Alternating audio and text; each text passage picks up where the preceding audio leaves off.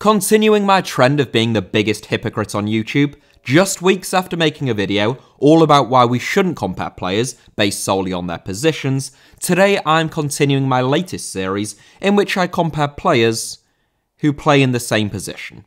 A week or so ago, we kickstarted this series with a look at some of the greatest goalkeepers of the Premier League era, so feel free to go back and give that a watch if you haven't already, and today we turn our attention to right-backs, in a series which is culminating in me naming my greatest 11 and 23-man squad of the Premier League era. Right-back, and the full-back position more broadly I suppose, but particularly right-back, is a position which has changed more so than any other, I would argue, during the Premier League era. What we might call an attacking fullback in English football in 1992, we would most likely label a defensive or even limited fullback now. At the beginning of the 1990s, to most English football fans, Aaron Wan-Bissaka would have looked like the second coming of Carlos Alberto, and Reece James would have seemed like something from outer space. All of that means that comparing players, all of whom technically played in the same position, but in a position which is unrecognisable now compared to what it was 3 decades ago, is not an easy task. Don't get me wrong, it is easier than going down a mine 12 hours a day or performing coronary artery bypass surgery. I'm not asking you to pray for me doing this for a living, I just mean that it is a bit trickier than I anticipate some of the other videos will be. Right. Inane wittering in an introduction 3 times the length that it ought to have been over and done with, as you have become so accustomed to on this channel, here are my views, and my views only, on the 7 greatest right-backs of the Premier League era. 7th, Cesar Azpilicueta. As ever, choosing who to leave out of this 7 entirely was a much tougher task than ordering the 7 that I have included. It is a mark of Cesar Azpilicueta's consistency and his longevity in particular, therefore, that he is the right-back who I opted to include in 7th. It should be said, given Cesar Azpilicueta's versatility, that I'm only considering players for this series in one position, and only in what has, statistically, been their primary position. James Milner and Jamie Carragher, for example, have both played plenty of games at right-back in the Premier League, but unlike Cesar Azpilicueta, it is not where they have played the bulk of their football. Chelsea have spent more than £1 billion on players since Roman Abramovich acquired the club in 2003, smashing transfer records to sign the likes of Andrei Shevchenko and Fernando Torres. And yet, they have completed few better deals during that time than the £7 million acquisition of Cesar Azpilicueta from Marseille in the summer of 2012. Brought in immediately after Chelsea won the Champions League during the same summer as Eden Hazard and Oscar arrived, Azpilicueta arrived to little fanfare. Azpilicueta has since played 449 games for Chelsea, 309 of them in the Premier League. He has won the club's Player of the Year award, the Premier League title twice, and the Champions League as Chelsea's captain.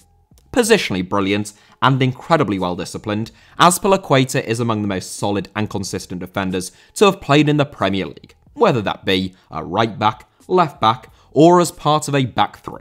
But ultimately, it is right back where he has played most of his football, and as such, he gets us started in this 7. 6th, Lee Dixon. As with a number of players who were active during the start of the Premier League era, and who will feature in this series, it is a bit trickier to rank Lee Dixon than the others in this 7. Dixon played his best football probably in the last 3 to 4 years of the First Division, winning 2 top-flight league titles as a stalwart in an excellent Arsenal backline, and making the PFA Team of the Year in 3 of those 4 seasons.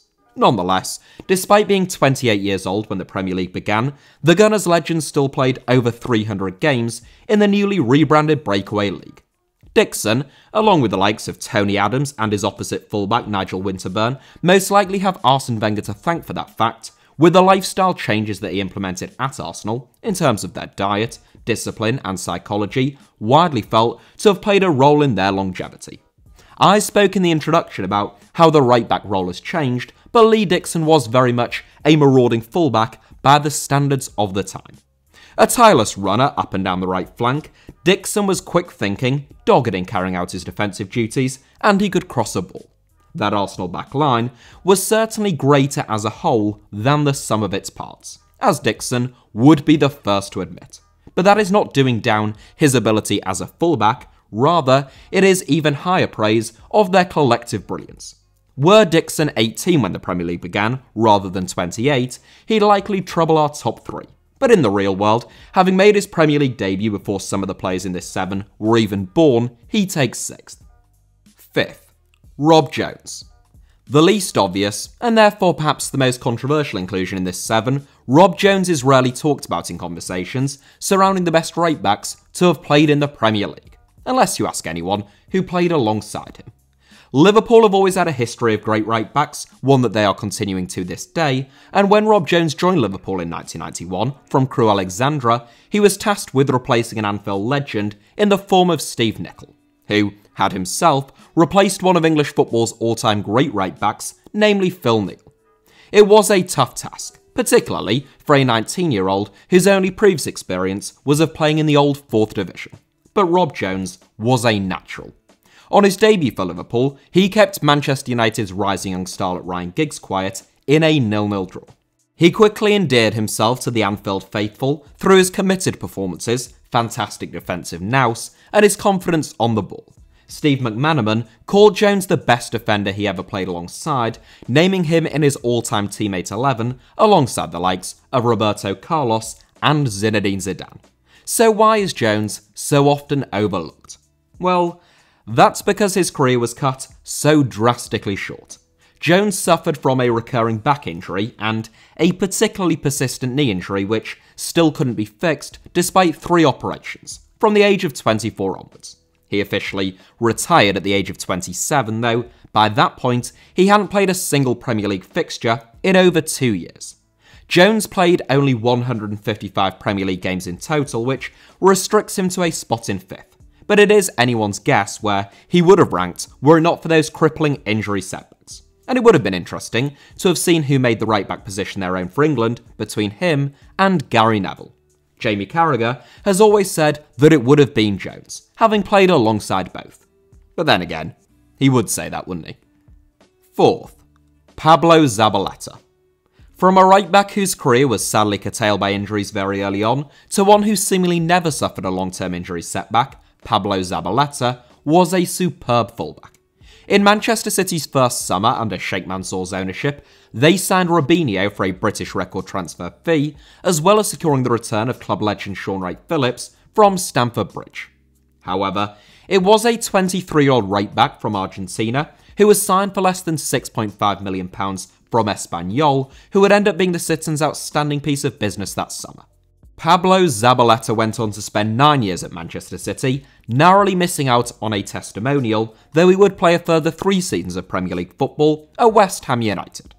There have been better attacking and defensive fullbacks to have played in the Premier League, but all round, in terms of their attitude, application, and turning in consistently excellent performances, few can lay a glove on the Argentine.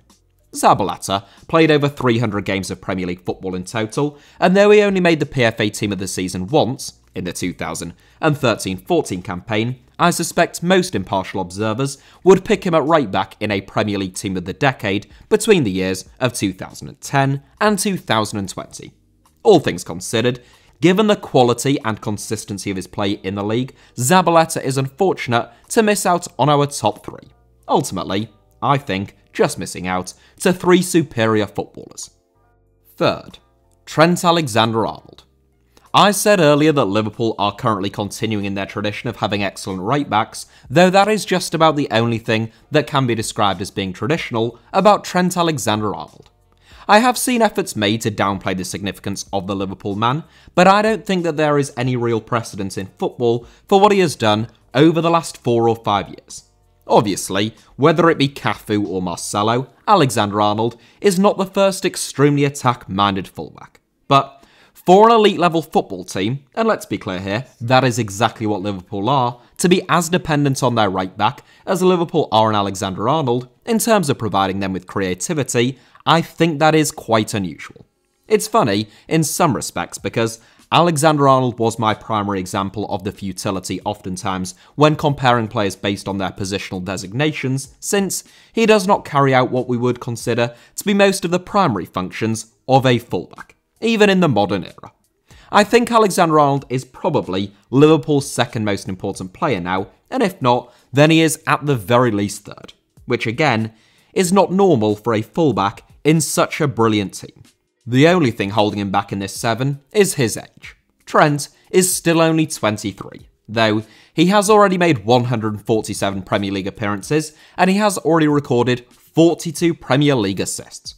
By the time he retires, and quite possibly a good few years before that, I suspect Alexander-Arnold will be a nailed-on inclusion in most Premier League era 11s.